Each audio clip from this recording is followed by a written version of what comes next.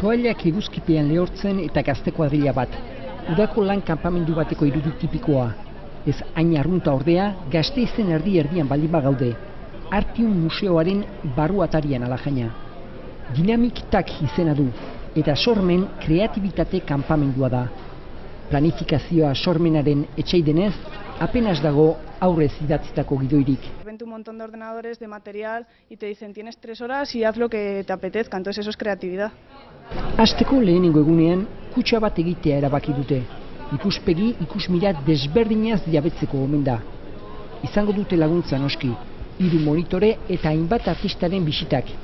Gaur, Espiral izeneko antzerki taldea bertaratu zaie. Nahi duzuna egin, barruak egintzen dizuna, horixe hemengo leloa. Ahora te sientes como súper limpio y súper desahogado, ¿no? 12 egunez, museoa bera bizileku, museoaren eta hiriaren arteko harremanaz egingo dute gogoeta, eta amaieran proposamen zehatza egingo omen dute. Zehatza eta iraultzailea, seguru.